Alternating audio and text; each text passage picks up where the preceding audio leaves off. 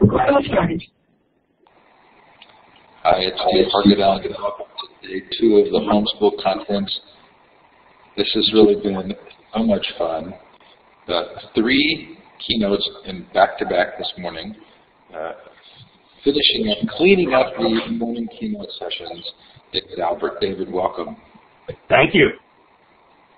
So delighted to have you here. Those of you who are in the live audience, this is your chance to let us know where you're participating from. Look to the left of the map for the star icon. Click on it twice and then click on the map. While you're doing that, you can put your location, time, temperature, anything else you'd like. Oh, Lainey's here from Peru. Lainey gave a great session with her son last night.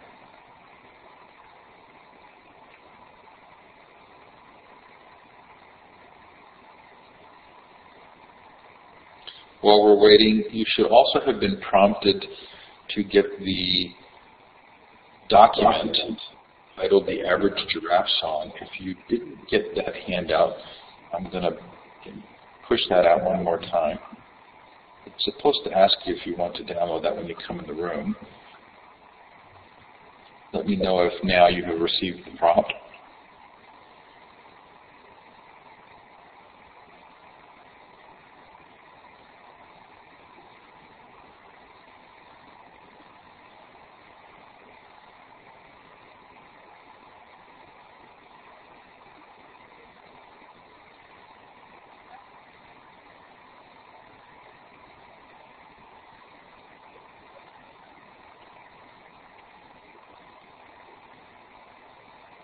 Michelle says no prompt. Piggy George didn't get it. She's on an iPad. Is anybody getting the prompt?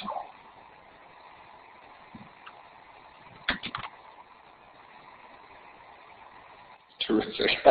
That was going to really worry me. Okay, if you didn't get the prompt, put your email in the chat, and when David is starting, I will send it to you by email. And I'm going to turn the time over to David now. Thanks, David.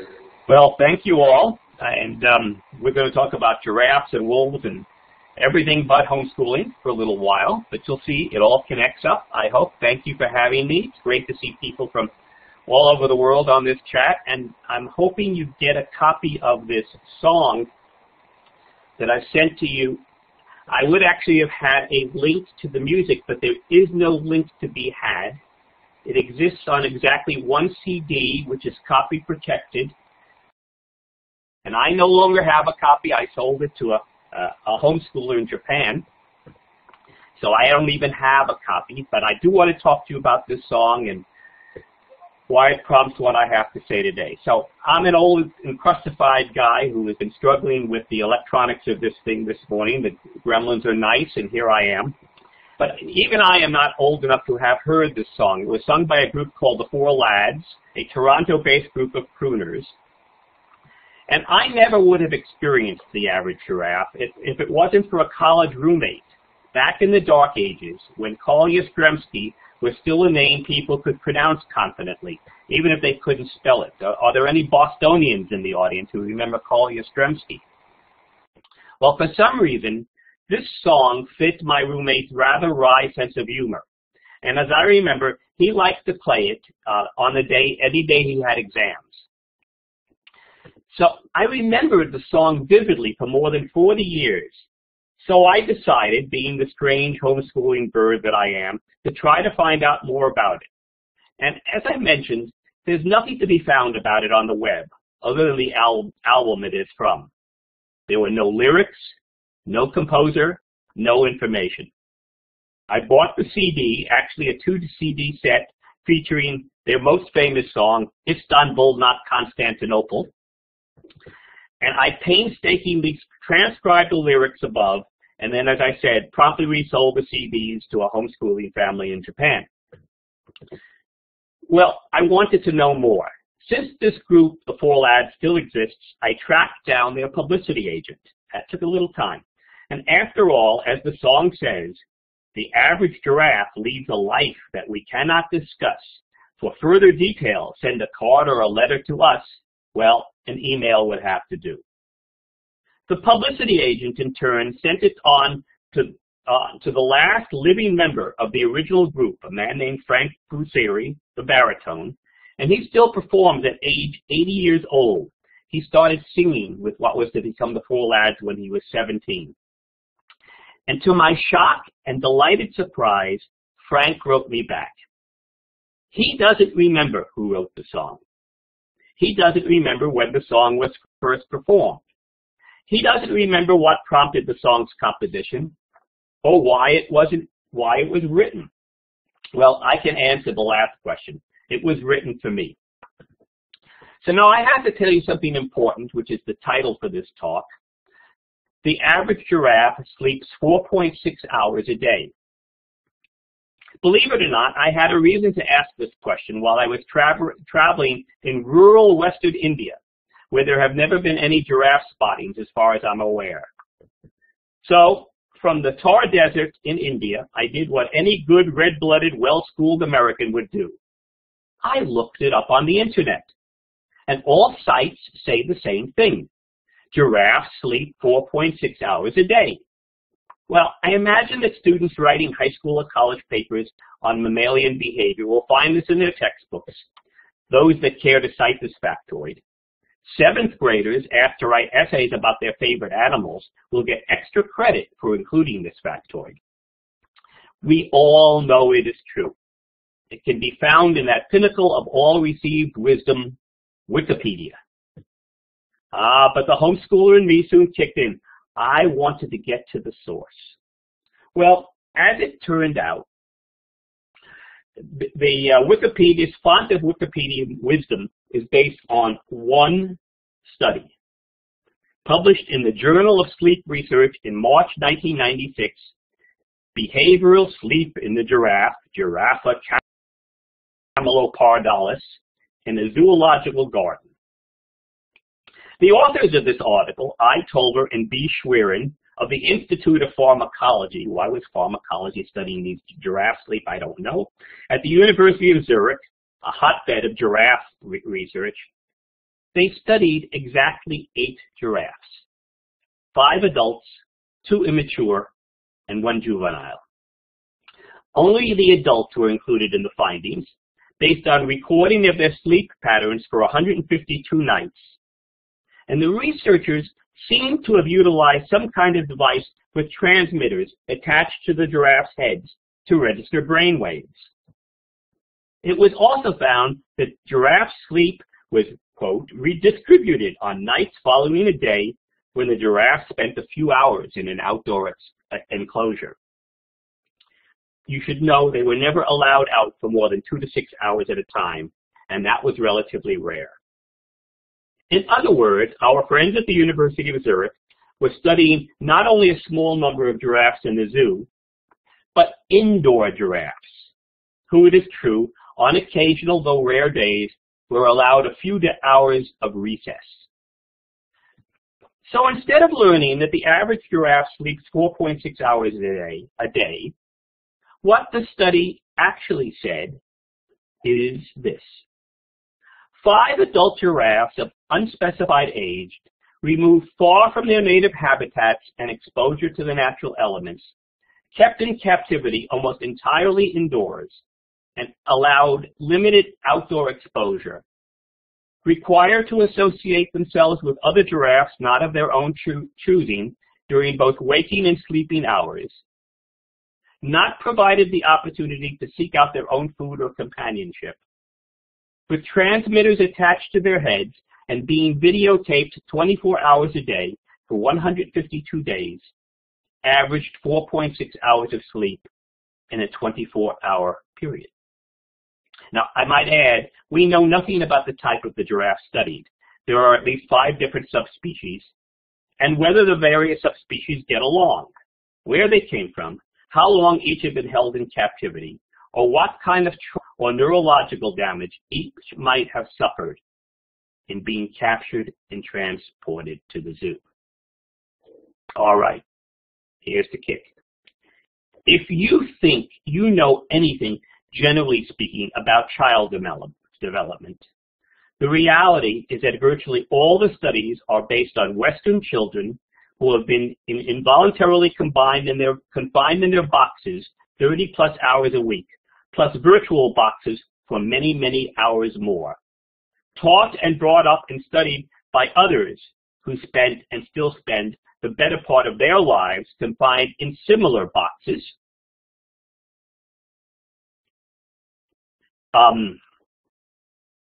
Who in true, on occasional though rare days, are allowed a few hours of recess. In other words, it is based on the study of indoor giraffes. If you believe you know anything about what children are capable of doing at various ages or stages of physical or social or cognitive development, it is likely based on the study of indoor giraffes. If you think you know anything about children's and youth's so-called addiction to television or video games, it is likely based on the study of indoor giraffes. If you believe you know anything about adolescent rebellion or teen use of alcohol or drugs or teen sex, it is likely based on the study of indoor giraffes. If you think you know anything about attention deficit hyperactivity disorder, oppositional defiance disorder, childhood obesity, or an entire panoply of real or fabricated afflictions ostensibly suffered by young people, it is likely based on the study of indoor giraffes. If you believe you know anything about the impact of praise, prizes, gold stars, punishments, or rewards, it is likely based on the study of indoor giraffes. If you have acquired a notion about when teen brains mature, I believe it's about 45. We, especially males, raised indoors, shouldn't be trusted until then, or afterwards either. Or about electrical impulses in the brain, or brainwave activity, it is likely based on the study of indoor giraffes. And as indoor giraffes grow, the world closes in around them, and their necks permanently disfigured, or their heads bump up against increasingly oppressive ceilings. Even after all the studies are completed, they are, still but rarely, allowed outside for recess. And they are in a permanent state of hurt, and with crooked necks have difficulty ever seeing straight. Who knows what giraffes might be like if freed outdoors again, able to stretch their necks as high or as far as they choose, and seeing as far as their eyes choose to see, reaching up into the highest branches, feeding on stomach foods and nourished by brain foods of their own choosing, once again experiencing the world as great nature intended. Who is willing to express any doubt that in the proper environment and with the proper food and with mentoring by and living examples of those raised up outside of the box, giraffes can and will inevitably and most definitely fly? After all, elephants do. All right, I've talked enough about giraffes. And then I was reminded, this is the way my mind works, so you'll just have to bear with me. I want to talk about wolves. So my daughter, Alia, many of you have met her in my books, she started working at a wolf sanctuary near our home, Wolf Haven International, at the age of 6. It's a renowned wolf sanctuary for captive wolves who could not be released into the wild. It's a story I've told and retold over again, and if you want to see it, it's featured in my first homeschooling book, And the Skylark Sings With Me. Alia studied everything she could get her hands on to learn everything there was to know about wolves.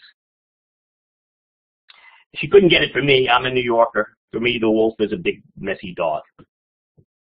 She went to lectures and films on wolf behavior, wildlife ecology, scoured the web.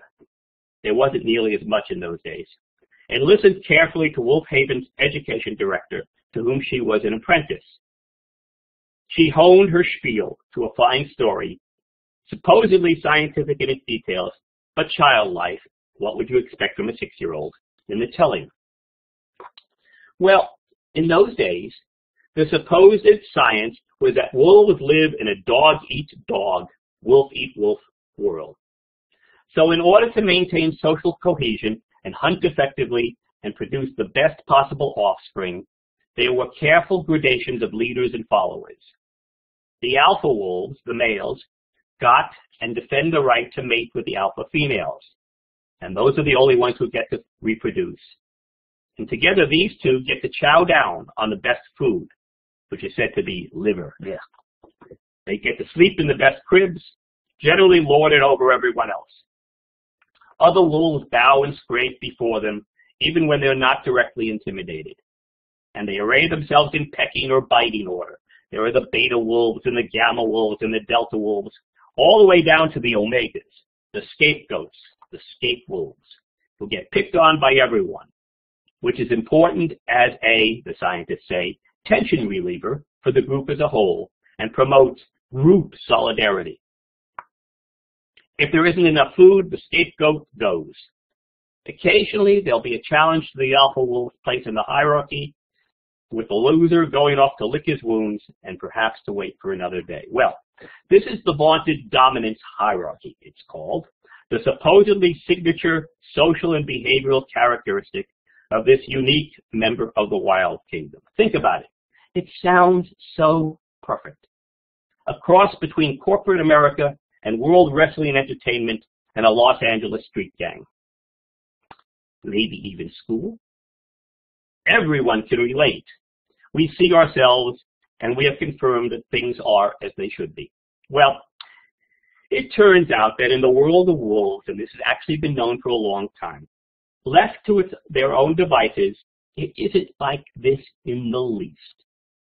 The description above is true of captive wolves, unrelated, haphazardly thrown together, and forced to get along, often in territories too small for all of them to peacefully coexist without some extraordinary behaviors that violate their natural way of being. In other words, it's more like a state pen, or a school, or Andersonville for wolves. Thrown in together, they develop a fear-based culture, a mode for reducing conflict, and a series of conformist behaviors, which, if not comfortable, at least lowers the tension and allows them to get along, unless one is a scape wolf. When not stressed by drought or compressed into a fixed space or overpopulation, it turns out wolves behave like a benevolent family. There is a breeding pair, a mother and a father, the pack progenitors, and their offspring. The children don't challenge the father and don't try to breed with their mothers. The pack will adopt other young wolves on occasion, sharing their food and conviviality. And when ready, the wolves go off and form other breeding pairs. Yes, the delters and the scape wolves just as often as the so-called higher-ranking members. The so-called submissive stance of the younger wolves turns out to be a behavior designed to get another family member, usually the father, to regurgitate food. But what happens when you cram a bunch of unrelated wolves into a smaller space, make it impossible for them to hunt for their food, and otherwise control their food intake and their ability to seek out new habitat, and then observe them all the time? Well, they pick on each other. They fight. The less strong slink away and essentially try to hide, except when they think they can get food scraps. The males try to have sex constantly, with the stronger males fighting off the weaker ones. The pack develops a pecking order, and the timid, low-ranking wolves don't breed at all. The social hierarchy leaves every one of its members, from top to bottom, under threat. Does this sound familiar? One scholar who spent 13 weeks researching wolf behavior in the wild calls studying wolves in captivity to understand their social structure as analogous to trying to draw inferences about human family dynamics by studying humans in refugee camps. Or I might have added schools.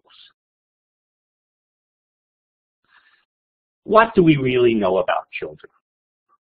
Well, first of all, I've suggested a lot less than you might think, given all those graduate schools of education and programs in child development. What we know about children is that, for the most part, confined to the kind of knowledge we have about indoor giraffes or wolves in captivity. And for some strange reason, we think we not only know something about children, but even, in our hubris, about average ones. To a hammer, everything is a nail.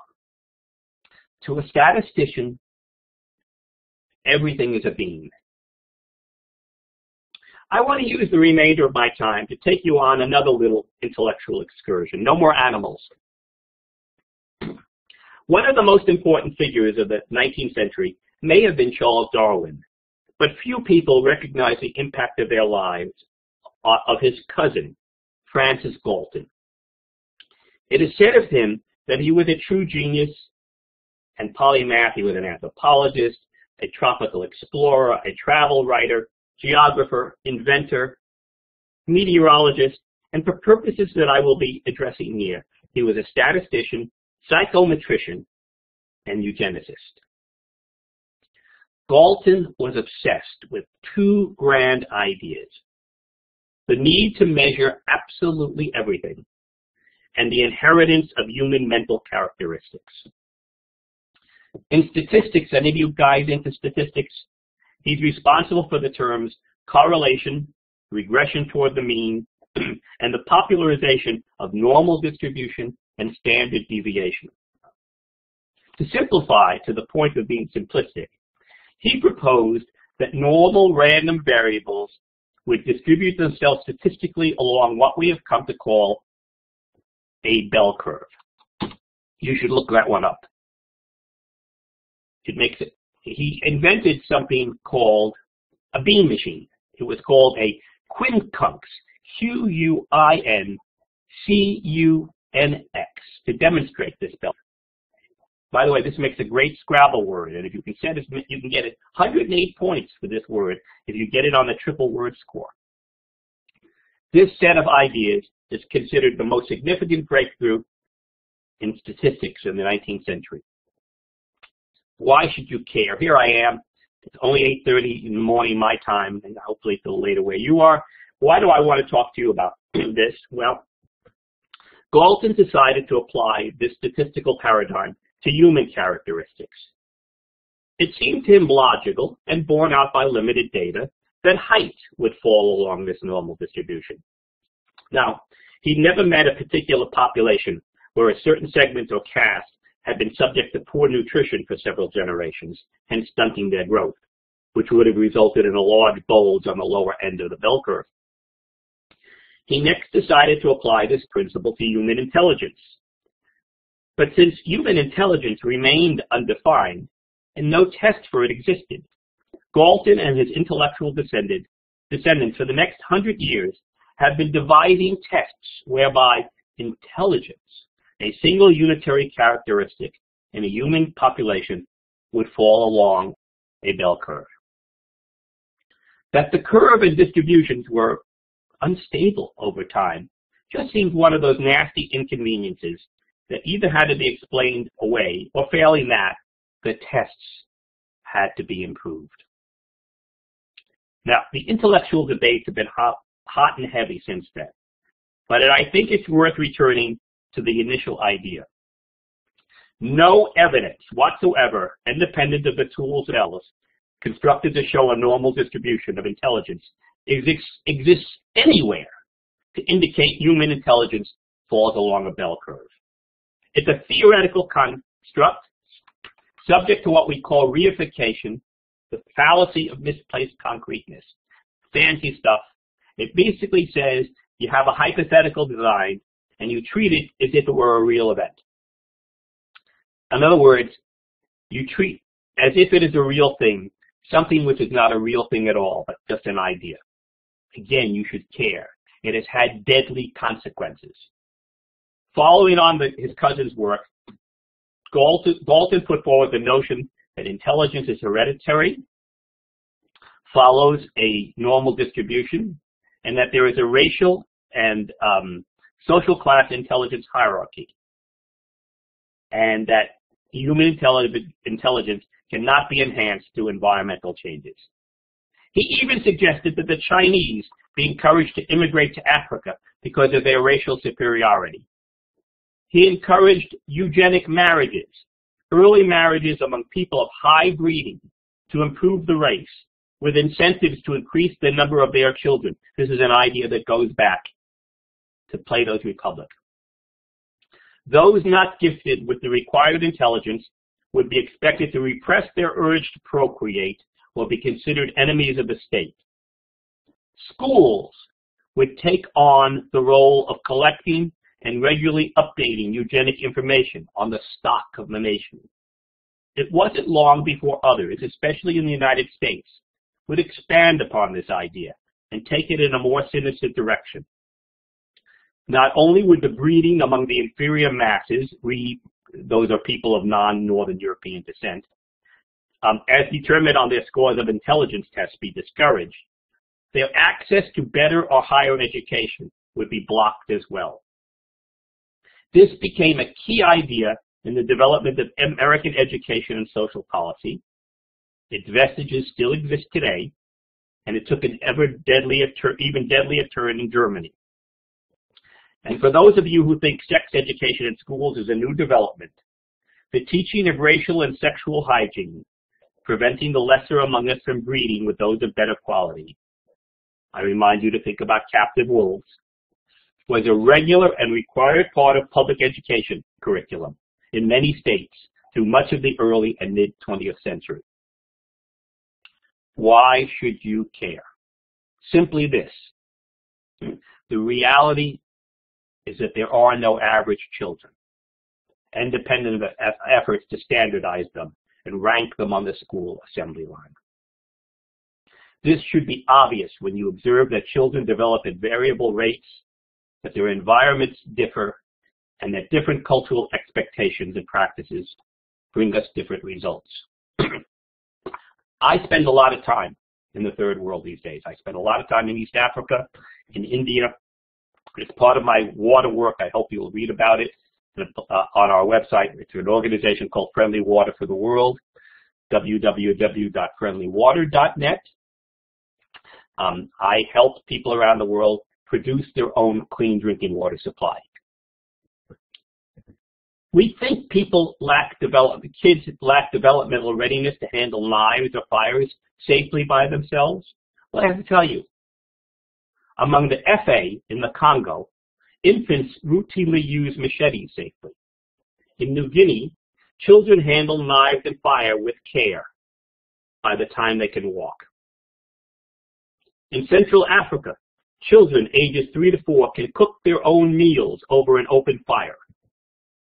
In Oceania, children begin to take responsibility for caring for other children, tending their own garden plots, and taking their produce to market to sell, handling all cash transactions by age 4.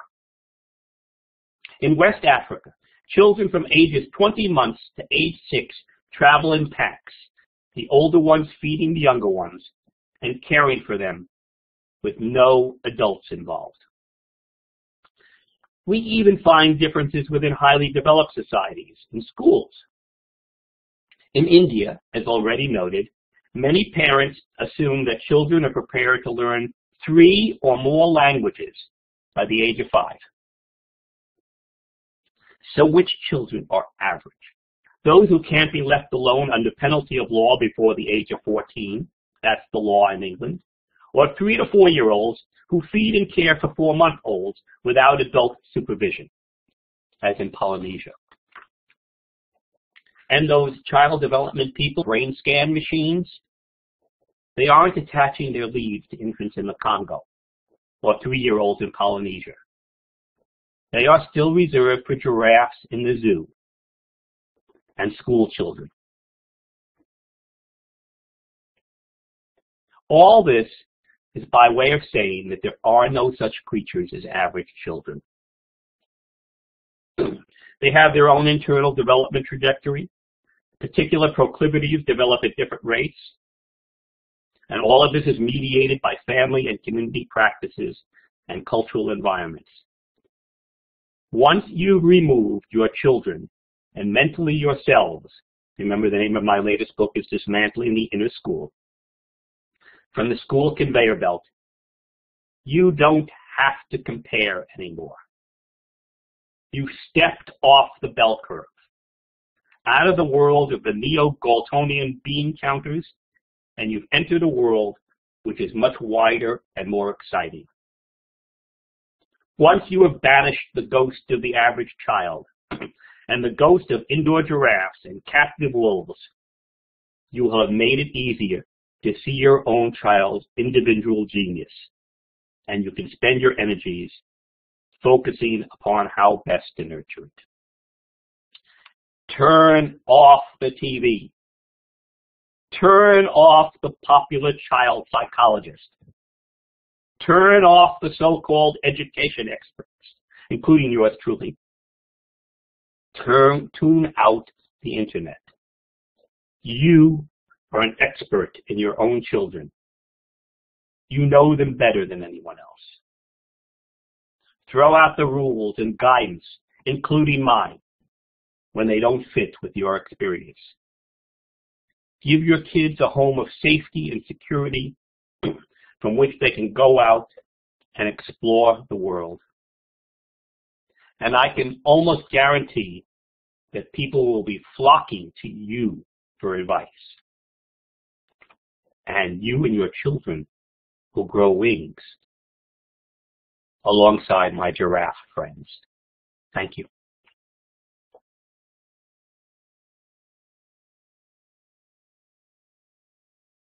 David, do you want to take questions? I'd love to.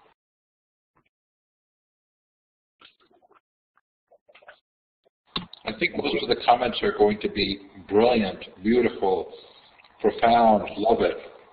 But if you have a question for David, you can raise your virtual hand, which is the third icon over in the participant window, or you can put it in the chat. You can also just make a comment or a compliment.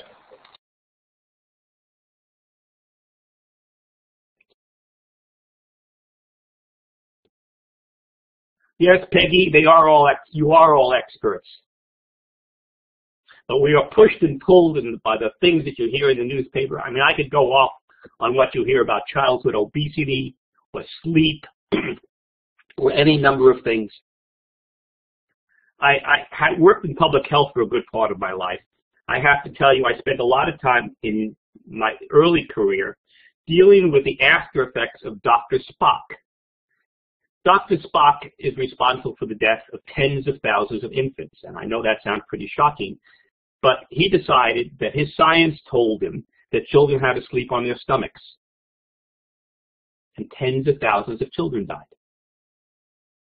I happen to like Dr. Spock, but the point was, the experts basically study a very limited sample, and they go from there and basically prescribe that for the rest of us when our own experience tells us otherwise. David, because you work in health and in other areas around sort of social change, what voices do you like that describe the process of helping cultures change their stories around practices? I'm clearly a disciple of Ivan Illich. He was also John Holt's mentor. Unfortunately, I never met him. I actually had an opportunity and turned it down at one point when I was in my early 20s. That was a mistake. So he would probably be the top of my list. Then I have some people that most of you have never heard of because Paulo Freire, the Brazilian educator, although again he dealt mostly with adults, but he was important in making us think about the contexts in which education includes. And there are a bunch of people that I studied with in India. Unbelievably extraordinary people in thinking about the needs for education, especially in rural areas. But you've never heard of them. One of them is you could say my guru. His name is Jyoti Bhai Desai. He's 89 now in Gujarat. I visited him last summer. Still doing well. And he was Holt before there was Holt. What about Manish? Do you know Manish? Do I? Correct. No, I don't. Well, so one of the interesting things that we talked about last night in Janie's session on world schooling was this question of how social change takes place. And India has this sort of great example of a Gandhian spinning, yes, taking back control. Are there ways that you feel as though this movement toward a better understanding of children could be expanded in a similar fashion? I imagine it's going to have to be mouth to mouth. The dominance of our media and of our education systems are so extraordinarily dominated by our so-called schools of education that I doubt that it's going to happen through any mainstream institutions. Folks who know my work know that I believe that the reason schools don't change is because they are profoundly successful. They're not failing. They're very successful at producing people who find their life satisfactions in the production and consumption of material goods and who will not rebel. And that system is served by our graduate schools of education. They're served by our media. I don't expect change is going to happen from there. I have seen extraordinarily magnificent things happening in the third world among people who have very little contact with us. Peggy wants to know if she needs permission to share the giraffe story, and I want everybody to know.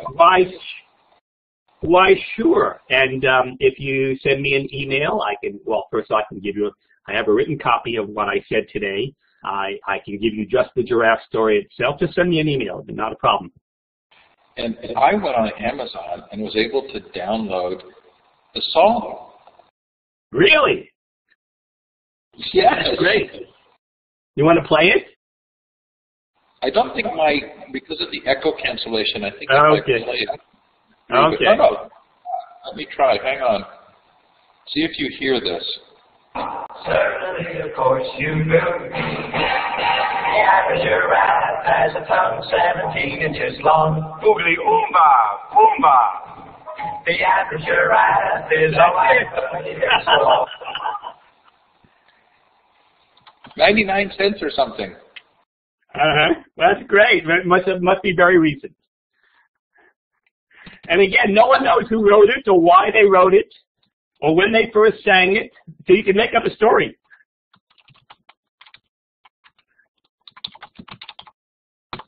Okay, if you have any other comments for David or questions, feel free to put them in the chat or with your virtual hand. David, I obviously need to become more familiar with your work. You mentioned your most recent book. Is there one that you recommend people read first of your material? You know, you always like your youngest child.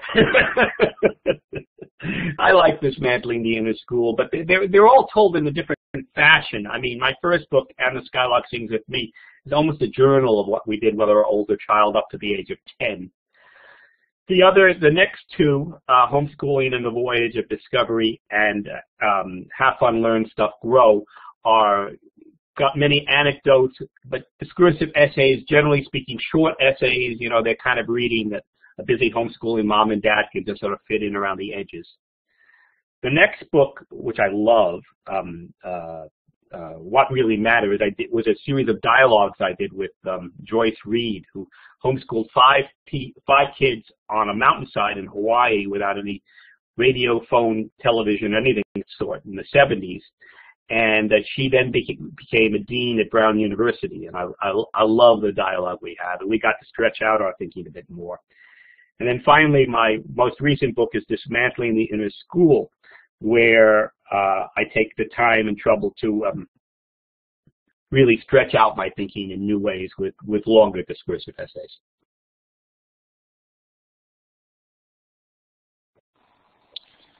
Okay, that leaves a lot of reading for all of us. Mm-hmm. Which is good. Okay, I don't want to close things off if there are other comments or questions, but we really appreciate David's time and want to be. I had fun. We obviously did too.